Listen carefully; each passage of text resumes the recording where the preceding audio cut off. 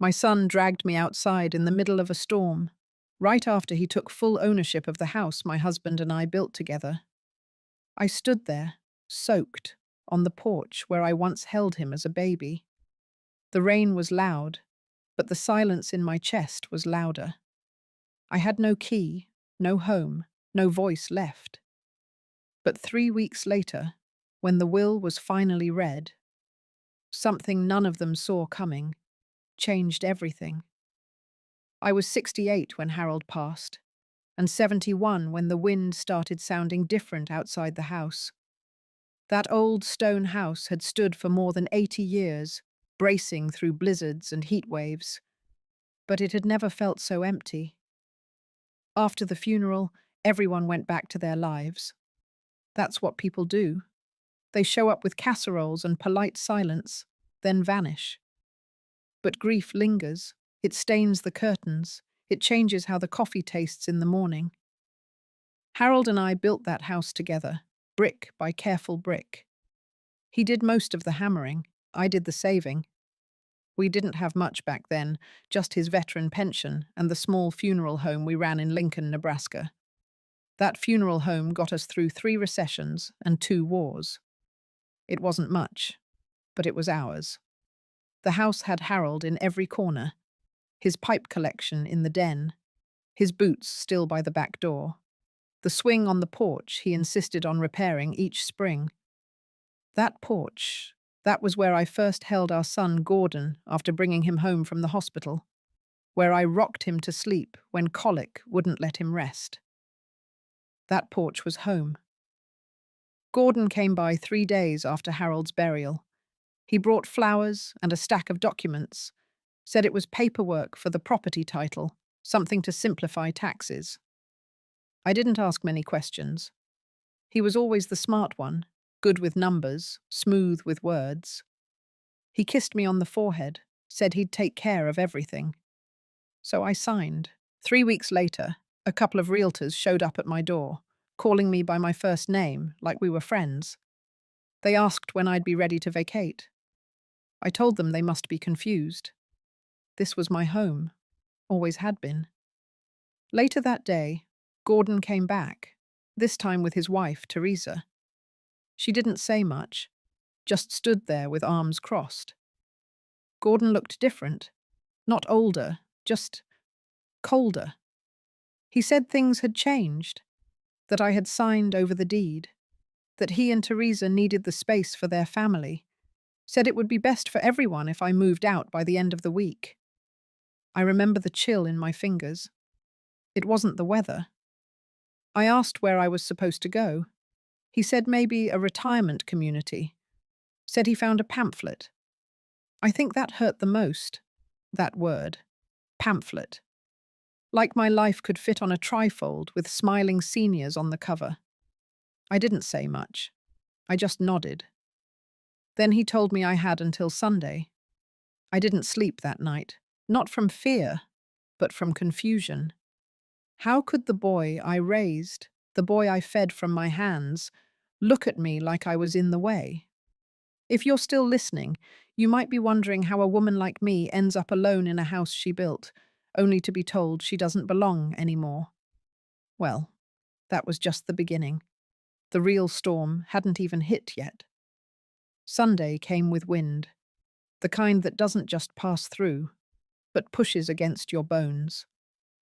I packed the last of my things in silence. 3 suitcases and an old cedar chest. That was all I had room for. Teresa stood by the doorway, not saying a word. She watched like I was some tenant overstaying a lease. Gordon wasn't there. He had sent a text that morning. Said he had a business call and wouldn't make it. Left Teresa to handle it. I didn't bother replying. I stepped onto the porch one last time. The boards creaked beneath my feet, the same way they did when I used to rock Gordon to sleep. Teresa handed me an umbrella. I told her to keep it. The rain started when I reached the sidewalk. Big, cold drops. I walked slowly down the drive. She closed the door behind me. I heard the lock click. No one stopped me. No neighbours as you peeked out. The storm swallowed up everything.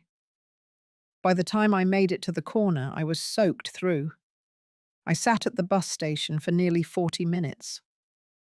No one spoke, just the buzz of flickering lights and the shuffle of wet shoes. I thought about calling Myra, my old friend from the funeral home, but something held me back. Pride, maybe, or shame, or both. I took the bus to a motel on Highway 6, the kind with flickering signs and too many stains on the carpet. The clerk gave me a look but handed me the key. Room 208. I peeled off my wet clothes and sat on the edge of the bed. The silence was deafening.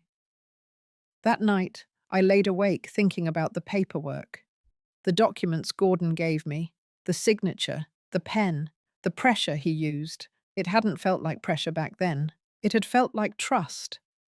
But now, under a motel ceiling with peeling paint, it felt like a trap. The next morning, I opened my cedar chest. It still smelled faintly of lavender. Inside were Harold's war medals, a stack of old letters, and a leather-bound folder I had nearly forgotten. The will. The original copy Harold had signed years ago. The one we had drafted together at Peterson and Boyd Law Office back in 2009. I never looked at it after the funeral. Gordon had said the lawyer had an updated version, said Harold made changes before passing, said I wasn't to worry. But Harold was never one to change things without telling me. I flipped through the pages, my hands shaking. There it was, clear as day.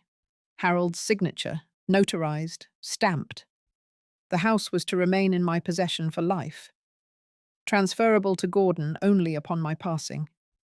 No exceptions. I stared at it for a long while. Then I picked up the motel phone and called Peterson and Boyd. The receptionist put me on hold, then transferred me to an associate. She asked who I was. I told her my name. She went quiet. Then said the firm had been trying to reach me for weeks, that the certified letter had been returned unopened, that the will reading was scheduled for Friday. That was the moment it shifted inside me. I wasn't confused anymore. I wasn't grieving. I was wide awake. I hung up the phone, walked to the window. The rain had stopped. The clouds hadn't. And I knew then I wasn't going to fade quietly. Not anymore. By Wednesday, I had moved into a small one-bedroom rental off the bypass. The place smelled like old paper and boiled onions, but it was dry and had a lock that clicked behind me. I paid for 2 weeks in advance using money Harold and I had set aside for emergencies. This qualified. On Thursday, I took a cab to Peterson and Boyd. The office hadn't changed much since Harold and I first sat in that conference room years ago. Same burgundy chairs, same dusty blinds half open to the parking lot. The receptionist remembered me. Her smile faltered when I gave her my name. She led me to a side room, smaller than I remembered. A younger attorney stepped in. Not Mr. Peterson, but someone new. She wore glasses and moved like she had more cases than hours in the day. She introduced herself as Allison Grant. Then she pulled out a file. The will was intact, dated, signed, witnessed. Nothing had been altered. According to Harold's instructions, I was to retain full rights to the house until my death. After that, it would pass to Gordon. The firm had sent notices to both Gordon and me. Gordon had signed receipt. I hadn't. Allison asked if I had any reason to believe the signature on the deed transfer was obtained under pressure or misinformation. I didn't answer right away. I looked down at my hands, folded tight in my lap. Then I nodded. She slid over a legal form and a notepad. I recounted everything. The timing, the funeral, the papers, the rushed explanations. Her pen moved quickly. When I finished, she told me calmly that we had a case. I didn't feel victorious. I felt tired. But something inside me settled. The confusion that clung to my skin like a wet coat finally began to lift. That evening, I walked to the corner store and bought a cheap plastic file box. Back at the rental, I gathered everything: receipts, letters, the motel bill, Gordon's text messages, the photo I had taken of the front door locked behind me. I printed out the bus ticket. I wrote a timeline by hand, down to the hour. Then I sat down and opened a second folder. This one held photos. Old ones. Gordon as a boy, in overalls, holding a frog. Gordon at 13, smiling beside Harold at the county fair. Gordon at his college graduation. And finally, a photo of us three in front of the house. The last Christmas before Harold fell sick. I didn't cry. I just looked. These weren't memories anymore. They were records. They were proof. On Friday morning, I arrived early for the will reading. The conference room was set up with chairs facing a table stacked with files. Alison greeted me with a warm nod. I took a seat near the window. Gordon walked in 20 minutes late. Teresa trailed behind him, chewing gum like she was bored. Gordon glanced at me, said nothing, and sat across the room. He looked annoyed, uncomfortable. His shirt was wrinkled. When Mr. Peterson entered, the room quieted. He greeted us, opened the file, and began to read. It started simple. Harold's introduction, his acknowledgement of our marriage, a few words about his service, his values. Then the instructions came. Gordon leaned forward. But when Mr. Peterson read the clause about me retaining full life rights to the house, Gordon's posture stiffened. Then came the part about Gordon inheriting only upon my death. His jaw flexed. Teresa stopped chewing. And then Mr. Peterson turned a page and read an addendum, something neither of them expected, something I had nearly forgotten myself. A conditional clause tied to my well-being. If at any point I was removed from the house through coercion or force, the inheritance would be reviewed. If proven, Gordon would be disqualified. That was Harold. Quiet. Exact. Always one step ahead. I didn't look at Gordon. I didn't have to. The silence said more than words ever could. On Saturday morning, I went back to the law office. The rain had turned to mist, and the sidewalk still glistened with leftover stormwater. I held the folder against my chest like it was something sacred. Alison met me in a smaller consultation room. She wore her hair tied back and had legal pads already spread across the table. She had reviewed Harold's addendum and confirmed that it was enforceable. The clause was specific. If I was removed from the house by coercion, threat, or misrepresentation, the transfer to Gordon would be suspended, pending review, and if proven, the property would revert back to me. I laid everything out: the motel receipt, the printed texts from Gordon, the notarized will. I had even made copies of my bank withdrawals leading up to the funeral. Alison read everything with calm focus. Then she looked up and told me we had a strong foundation for an injunction. An injunction. That word sounded heavier than it looked. We filed on Monday. Gordon was served Tuesday evening. I know this because Teresa called me the moment it happened. She didn't yell. She didn't curse. She just whispered that I had ruined everything. I didn't respond. On Wednesday, Gordon's lawyer filed a counter. He claimed I had voluntarily relinquished the house, that the new deed was valid, that Harold's will had been outdated. But he had no signature from Harold to support that. Only mine. I met Alison again on Friday. She explained the timeline. There would be a preliminary hearing to establish whether the court would freeze the house and recognize my claim. That night, I couldn't sleep. I sat on the floor beside my bed and ran my fingers over the hardwood. This wasn't the home Harold built, but it would do for now. I stared at the ceiling and thought about the porch swing we used to have, how Harold would oil the chains every spring, how Gordon, at 6, used to fall asleep in my lap as it rocked. I didn't hate Gordon, but I couldn't trust him. And somewhere in between the boy he used to be and the man he became, something broke loose. The hearing arrived quicker than I expected. I wore the same navy suit I had worn to Harold's funeral. It still held the faint smell of pressed lavender. Allison picked me up outside the rental and drove us to the courthouse. The courtroom wasn't dramatic like in movies. It was small. Pale walls, plastic chairs, a humming vent in the corner. Gordon sat on the other side of the aisle, flanked by his attorney. He didn't look at me. When the judge entered, everyone stood, then sat. Then it began.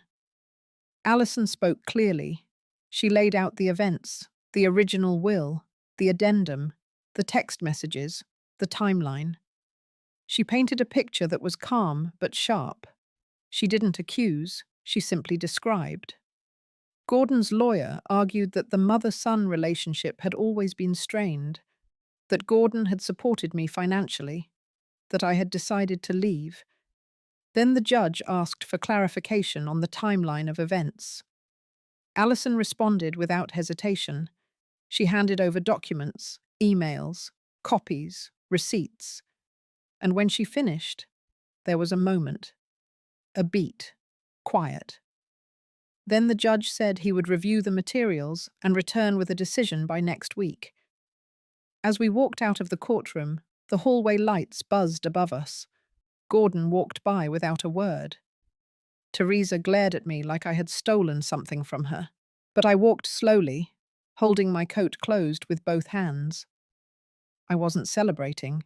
I wasn't smiling. I was steady. For the first time in weeks, I felt steady, and I knew, deep down, this wasn't over. But it had finally begun. The following Monday, I received a call from Allison's office. The judge had granted the injunction. The house would be legally frozen. Gordon couldn't sell it, lease it, or alter its ownership until further review. I stood by the window of my rental, holding the phone to my chest, letting the weight of those words sink in. I didn't smile. I didn't cry. I just stood very still. Outside, the neighborhood kids were playing with a garden hose, their laughter cutting through the silence in my small room.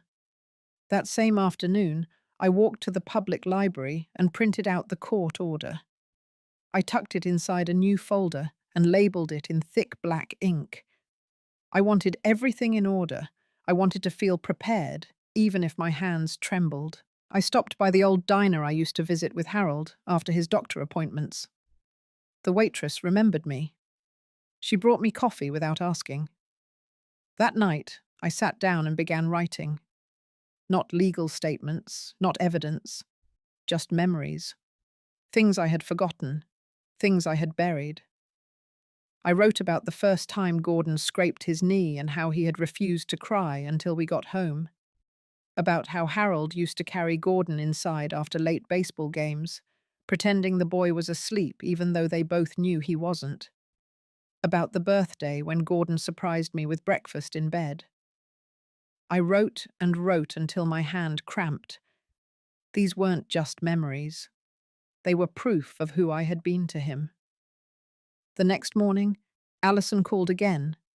She had spoken to Gordon's lawyer. They wanted to meet, not in court, in private.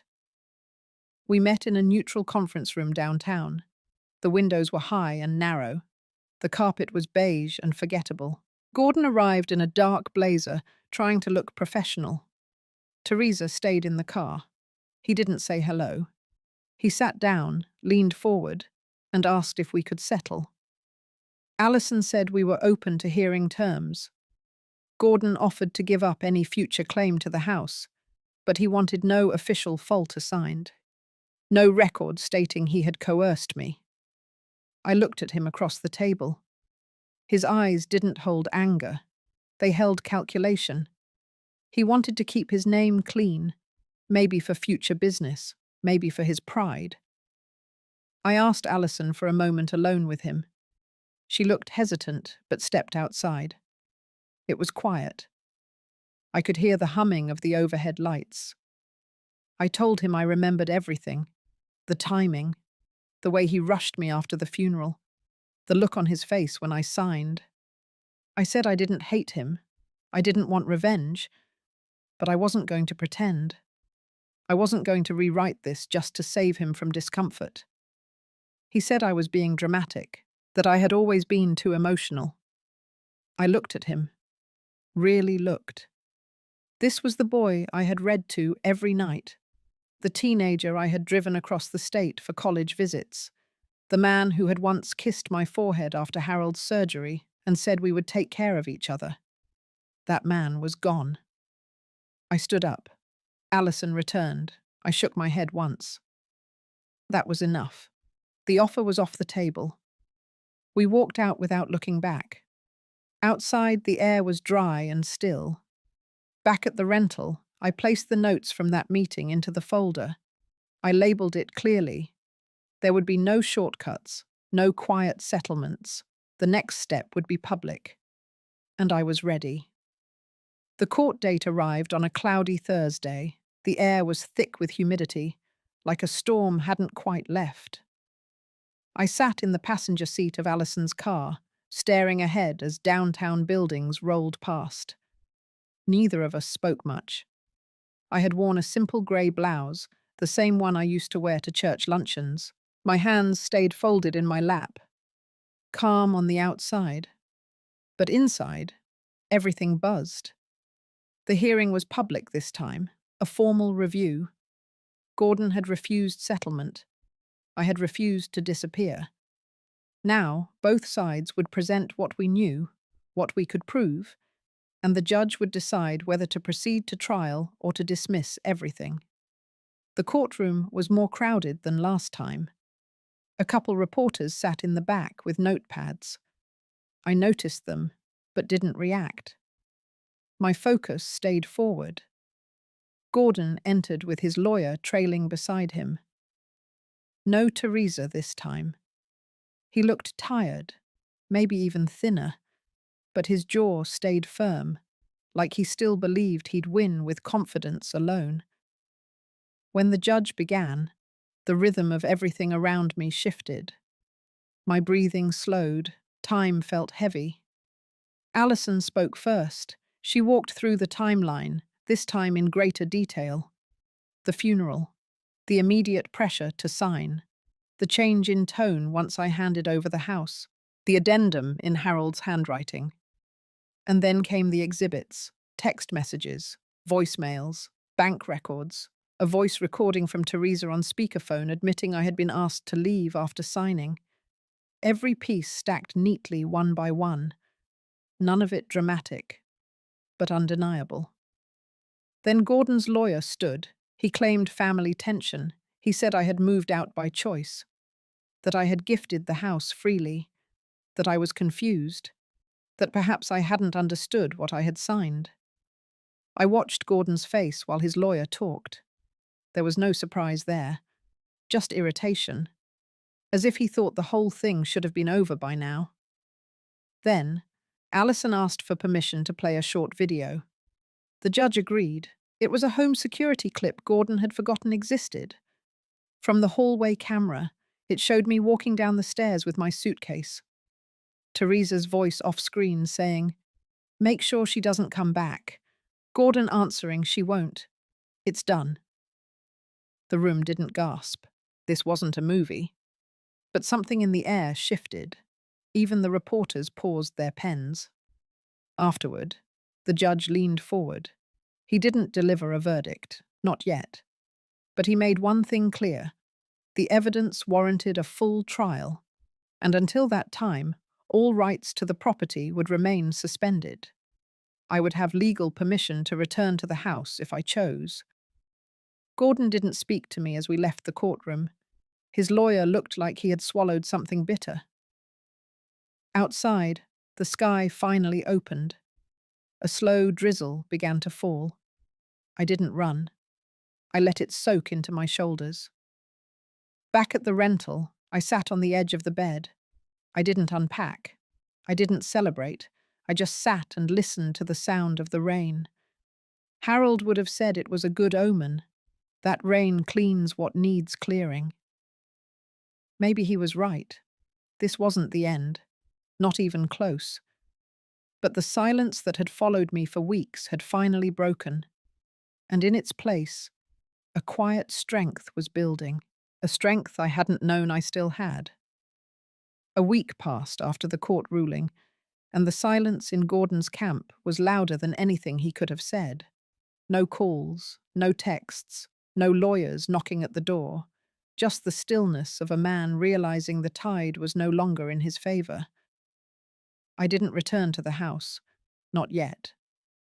Legally, I could, but emotionally, I wasn't ready to walk through those rooms as if nothing had happened. That home, once filled with Harold's warmth and Gordon's laughter, now felt like a hollow stage after the curtains had dropped. Instead, I spent the days organizing. I labeled every document, sorted timelines, and even started recording small audio notes on a cheap voice recorder I picked up at the drugstore. Not for court, for me. To remind myself that this happened, and I had walked through it with my back straight. One morning I received a letter. It wasn't from Gordon or his lawyer. It was from Harold's former army buddy, a man named Ed Rutledge. I hadn't spoken to him in nearly 15 years. He said he had heard about Harold's passing through another veteran, and he wanted to reach out. Said he was sorry. Said Harold used to talk about me like I was the spine holding the whole world up. Inside the envelope, there was something else. A single page from a journal, in Harold's handwriting. Ed said Harold had mailed it to him after his diagnosis, with instructions to pass it along to me if anything ever happened. I unfolded it slowly. The ink had faded slightly, but the words were steady. He wrote about legacy, not wealth or titles, legacy of integrity, of raising children with values. He said he feared he had given Gordon too much and taught him too little. That he hoped in the end I would remind our son what real inheritance looked like. I read it 3 times, then folded it back up and tucked it under my pillow. Later that week, I received another call from Allison. She had gotten word through the court that Gordon's team might try to push for a private mediation again, this time under pressure from a business partner of his. It seemed news of the injunction and video clip had reached more people than expected. Quiet reputations don't stay quiet when documents go public. Allison asked what I wanted to do. I told her we'd stay the course. This wasn't about revenge. It was about truth. But that night, something unexpected happened. A knock at the door. I opened it to find a young woman in her 30s, damp from the rain, clutching an umbrella. She introduced herself as Emily, said she was Harold's niece. I remembered her from a few Christmases long ago. She had been just a teenager then. She said she'd read about the case, that Harold had once told her, in passing, that if anything ever went wrong, she should look after me. Then she handed me a thumb drive. She said, quietly, that she used to help Harold scan and digitize old files before his health turned. On the drive were scans of handwritten notes, letters, and even a video message he had recorded on a borrowed camcorder. One, she said, he was too embarrassed to show anyone. After she left, I sat there with the drive in my hand for a long time. I didn't open it that night. I didn't need to, because for the first time since Harold's passing, I didn't feel alone. Whatever storm Gordon thought he had unleashed, he had underestimated one thing. Some roots go deeper than money, and legacy, when it's built with love and truth, leaves footprints even betrayal cannot erase. The video was exactly 5 minutes and 12 seconds long.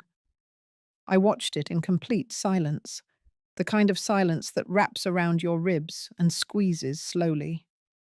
Harold had recorded it during one of his final weeks, sitting at his desk in that same den Gordon later emptied. He looked thinner, but his voice was steady. He talked directly to the camera. No script, Just him and whatever truth he had left to give. He said he knew things were falling apart faster than he could fix them. He had seen the distance growing in Gordon's eyes. Not just distance, but entitlement. A hunger for recognition Harold had never quite understood. Then Harold did something I wasn't expecting. He read out the terms of a sealed letter he had handed off to his lawyer months before his death. A second will. One that accounted for what might happen if things turned sour. In it, he had redirected the ownership of our home and a trust fund he had kept private to a separate foundation. He had titled it under my maiden name. He said he didn't want Gordon to know, not out of cruelty, but to protect me. Said he feared what our son might become if he believed everything would one day be his. I sat there for hours after the screen went dark. The weight of it all, the foresight Harold had shown, the sadness behind his eyes. It wasn't victory I felt. It wasn't vindication. It was grief, layered with guilt, that he had seen this storm coming and tried so hard to shield me from it. The next morning, I took the video and all supporting files to Alison. She watched it twice, said this would change the trial's direction, that Gordon wouldn't just lose public opinion, he'd lose everything if this surfaced. But I wasn't ready to use it yet. Not out of mercy, because it had to be the right moment. Letting it loose too soon would turn this into spectacle. That wasn't what Harold would have wanted. Instead, we filed for formal verification of the trust document Harold referenced. The foundation paperwork had already been created.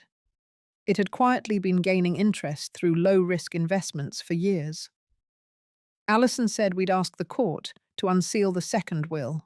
When that happened, Gordon would be forced to face the truth publicly. I returned to the house that weekend. Not to stay, just to walk the perimeter. The porch swing had been removed, the flower beds were dead. The curtains inside had been replaced with cheap vertical blinds. It wasn't my home anymore.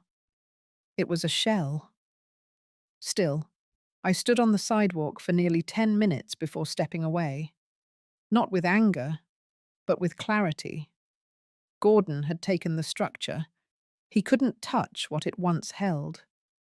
That night, I began writing again. Not just for the court, but for myself. Pages of reflections on motherhood, on boundaries, on what it means to give until there's nothing left, and then remember who you were before the giving began. I wasn't writing as someone waiting for justice anymore. I was writing as someone who had already survived it. What Harold had left behind wasn't just protection. It was permission. To stop being silent. To stop folding myself into corners to make room for others. To rise, not for battle, but for truth. And I was ready to walk into that courtroom, not as the grieving widow or the aging mother, but as the rightful keeper of everything they had tried to erase. The morning of the will reading was colder than it should have been. I arrived early, coat buttoned tight, hair combed flat, no makeup except a touch of lip balm. I didn't want to look presentable. I wanted to look like someone who had nothing left to prove. The office was quiet. Peterson and Boyd had moved into a new building since Harold first sat across from them. Everything was glass and polished wood now. A receptionist led me down a hallway into a boardroom lined with leather chairs and bottled water I didn't touch. Gordon was already there, alone. No Teresa. He wore a pressed suit, grey with a blue tie, the one I gave him for his 35th birthday. His hair had greyed more in the past few months, but his posture stayed stiff, still performing the version of a son he had spent years practicing. We didn't speak. When the lawyer entered, I recognized her immediately. Ms. Keller. She had handled our estate planning years ago. She offered a small nod of respect, one I returned. Then she sat, opened a thick folder, cleared her throat. She began with the formalities. Harold's passing, the certified copy of the death certificate. Then came the first document, the version Gordon had submitted after the funeral. She read the allocations aloud. Property to Gordon, minor holdings to be liquidated, a charitable contribution to a local veterans fund. It sounded neat, orderly. But then she set that aside and opened a second folder. Her tone changed, just slightly. She explained that Harold had filed a second will 6 months before his passing. It had been placed in a sealed trust under the name of Eliza Ruth Compton, my maiden name. She explained that this was done to protect the contents from being tampered with or contested prematurely. Gordon stiffened. The second will was longer, much longer. The house was to remain in my possession for the duration of my life, regardless of marital status or residency. Any attempt to evict or transfer it prematurely would void all other inheritances listed under the Compton estate holdings. The second will also detailed the trust Harold had formed, a private fund totaling nearly $2.8 million, managed by an external fiduciary. I had full rights to the account. Gordon's face lost its color. Then came the most unexpected part. Harold had left a clause. If Gordon contested this version of the will in court and lost, he would forfeit not only the estate claims, but also a second trust Harold had quietly set aside in Gordon's name. A fund of $300,000 meant to support Gordon's son, my grandson, for his education and medical needs. The clause was meant as a safeguard, a test of character. The room went silent. Ms. Keller placed the two sets of documents side by side. She asked Gordon plainly if he intended to contest. He didn't speak. Then, in the quietest voice I'd ever heard from him, he asked to step outside. When he returned 10 minutes later, his suit looked smaller on him, like it no longer fit. He said he would not challenge the second will. He stood, adjusted his cuffs, walked out without looking at me. Ms. Keller handed me a packet of papers. Final verifications, signatures, a timeline for transfer of accounts and restoration of the deed. I left the building without speaking to anyone, just walked down the street. My shoes tapped steadily against the concrete. At the corner, I paused. There was no celebration in my chest. No anger either, just space. A space I hadn't felt in years. Not grief, not justice. Just room. To breathe again. To stand in the world, not as someone's mother or someone's widow, but as someone whole. The following week passed in a kind of quiet suspension. I stayed in the apartment above the bakery. My lease was short-term, but the peace I found there made me linger. Each morning I'd wake up early, just to listen to the faint sounds of ovens starting below, and watch the city begin its day without rushing mine. I didn't call anyone. I didn't reach out to Gordon. The lawyer's documents had been processed, and the deed was now officially under my name again, protected by the language Harold had crafted with such care. The funds had begun transferring into the trust, and with that, a portion of Harold's voice returned to me. But I didn't use the money, not yet. Instead, I started cleaning out the storage unit where I had kept my personal boxes during the court process. There were old tax files, letters from Harold when he was stationed overseas, and a few dusty photo albums. One album in particular caught me. It was labeled in Harold's handwriting. Summer 1986. That was the year Gordon turned 15. As I turned each page, I watched our faces age. Harold, suntanned and strong. Me, bright-eyed, hair always in a clip. Gordon, tall for his age, grinning in nearly every photo. And then, slowly, the photos started to shift. His smile became forced. His distance grew. I saw it there before I ever truly admitted it to myself. I placed the album aside and sat back in the cold plastic chair.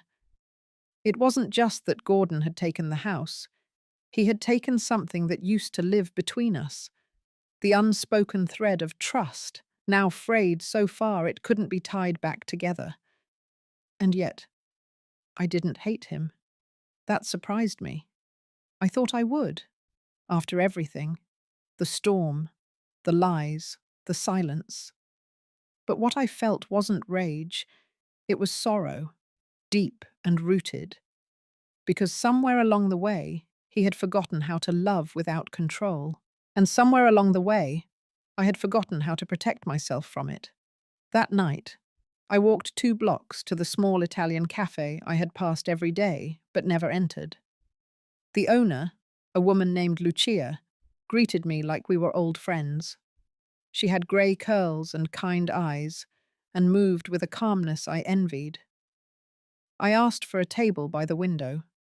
She poured me a glass of wine without asking what kind. Over dinner, I found myself breathing differently. I let my shoulders fall back. I listened to the couple behind me argue softly about Basil. I watched a boy outside chase pigeons. Lucia returned with dessert and sat beside me for a moment. She didn't ask anything, just offered me a biscotti, said the evenings were better with a little sweetness. When I returned to the apartment, I took out my journal. I didn't write about Gordon, or Harold, or the court. I wrote about the sound of spoons clinking against coffee cups, the smell of baked bread under a city sky, the weight of finally being no one's property. The next morning, I woke up early again, but this time, I didn't stay inside. I went to the train station and bought a ticket. No destination in mind, just a direction. And as I sat by the window, watching the landscape blur into green and gold, I realized something. Healing isn't loud. It's the quiet decision to leave the door open to something better, even if you don't know what's waiting on the other side. I stepped off the train in a town I hadn't seen in decades. Ashford Falls was quieter than I remembered. The streets were still lined with maple trees, and the coffee shop on the corner still had the same chipped blue awning. But the people were different. Or maybe I was. I had come here once with Harold, long before we were married. He had taken me to a gallery that no longer existed, and we had eaten cornbread on a bench that was now just an empty space next to a new parking meter. Still, I remembered how safe it had felt to walk those streets beside him. No weight on our shoulders, but the future we hoped for. I wasn't here to chase memories, though. I came because I needed to be somewhere that had once held no pain. I stayed at a small bed and breakfast run by an older couple named Ruth and Jerry. Ruth had arthritis in both hands, but still cooked breakfast every morning. Jerry played jazz records in the lobby and read the newspaper like it still mattered. They didn't ask about my past, just treated me like a guest worth welcoming. It was a kind of kindness I hadn't realized I needed. Each morning, I would walk along the trail behind the town library. The air was always cool there. Birds moved between branches. And sometimes I would sit on a bench facing the pond and just listen. Not for answers. Just to hear myself breathe without anyone needing anything from me. One afternoon, I took out the letter Harold had written. Not the legal one, but the one he had left tucked inside the back of the photo album. It was short, fewer than 10 sentences. But it was the most honest thing he ever wrote. He said he didn't know how to fix what had happened between me and Gordon, that he wished he had been braver earlier. He said he had always admired how much I loved, even when it cost me more than it should have, and that whatever came next, he hoped I would stop choosing silence when the world gave me space to speak. I folded the letter slowly and tucked it back into my coat pocket. I had spent so much of my life making myself small, making room for Gordon's moods, Harold's absences, the needs of everyone but me. But not anymore. I walked into town that evening and stopped by the used bookstore. It smelled like old paper and cedar. I found a collection of essays on aging, love, and letting go. The clerk told me the author had once lived in Ashford Falls. I bought it without hesitation. Back at the inn, I read a chapter before bed about the difference between being alone and being lonely. And for the first time in years, I understood. I wasn't lonely. I was just alone. And alone was where I had found peace. Not revenge, not justice, not some grand reinvention, just peace. The kind that comes when you realize you have nothing left to prove and no one left to perform for. Winter rolled in slowly. Ashford Falls turned pale and still, like a town learning how to sleep again. I had extended my stay with Ruth and Jerry. I helped Ruth knead dough when her hands ached. Jerry started leaving the jazz on longer in the afternoons, saying the house felt more alive with another soul inside. No one asked me to stay, and that was why I did. I donated Harold's old suits to the church closet. I sent the signed deeds back to the lawyer with a quiet instruction to seal the trust until my passing. The money would go to a community foundation for older women rebuilding their lives after loss. No headlines, no plaque. Just something quiet and useful. Gordon never called. I had stopped expecting him to. But one evening, as the first snowfall kissed the porch railings, a letter arrived. No return address. Just my name written in the hand I once knew as a boy's. Inside was a single page. Apology wasn't the word he used. He didn't mention the house or the hearing. He said he hoped I had found a place where no one looked at me like I was something to manage. Then he wrote one line that stayed with me. He said he remembered the way I used to hum in the kitchen, and he was sorry he hadn't listened more closely. I folded the letter and placed it inside the same journal I'd carried on the train. Not forgiveness, not closure, just acknowledgement. That was enough. On New Year's Day, I took a walk to the pond behind the library. It was frozen solid now. Children were skating, their laughter cutting through the cold like fire through fog. I sat on the same bench and watched the light change. This wasn't the life I thought I'd have at 73. I wasn't surrounded by grandchildren. I wasn't hosting dinners in the house Harold built. But I wasn't broken either. I had survived the storm. I had walked through it, soaked and shivering, and come out the other side with my name intact. Not someone's burden, not someone's possession, just me. And I was finally enough. If you've ever felt like your voice didn't matter, or that your worth was tied to how much you gave others, maybe this story speaks to something inside you. Sometimes it's not about getting justice. It's about choosing peace. If you've ever walked away from something that once defined you, I hope you found something better waiting. And if not yet, maybe someday. Thank you for staying with me through this journey.